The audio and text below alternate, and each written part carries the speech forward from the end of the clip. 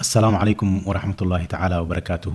وأنا عبد الرحمن آذن لو يقانو هيلية iyo mar labaad ilaahay subxaanahu wa tacaala waa mahad iska leh inuu waafajiyey inaan mar labaad dib isugu soo noqono insha allahu tacaala.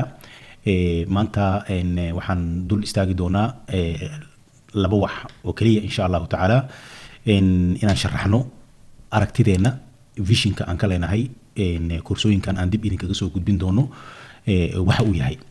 visionkaas waxaan u kala qaadi doonaa saddex insha allahu tacaala.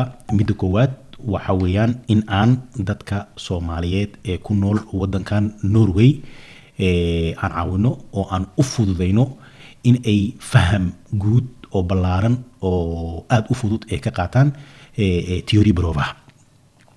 lambarka labaad ama qodobka labaad wuxuu noqonayaa insha allahu tacaala oo visionkeena ah in nolol maalmeedkii aan u fududeyno qofka si wax walba ay ugu fududaadaan baan kusoo qaadan doonaa insha allahu tacaala. iyo qodobka saddexaad oo insha allahu tacaala oo isagana aad iyo aad muhiim u ah oo runtii aan isleenahay waa aasaaska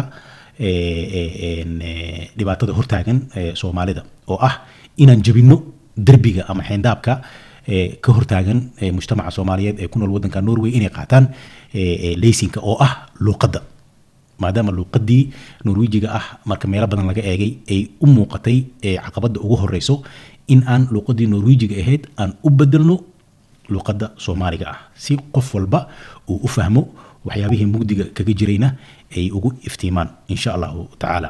marka waxaa laga yaabaa qofku inuu is yiraahdo maxaan ka filan karnaa koorsooyinka noocan oo kale. number 1 in horta fahamka kor loo qaado, in dadka Soomaalida ah ee wadankan ku nool la fahansiiyo waxaan inaysan wax adag ahayn, laakiin caqabadaha hortaagan in laga caawiyo, inaan ku baraarujino in wax kasto ay suuragal yihiin oo aysan adkeyn, laakiin loo baahan yahay oo kaliya wada sax oo toosan oo sharci ah in loo maro insha allahu tacaala.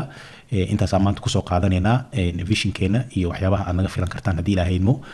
waxaan idinkaga tegayaa mar labaad aragti dambe oo xiise leh oo anigoo ah Hiliye. waxaan idin leeyahay asalaamu calaykum waraxmatullaahi wabarakaatu.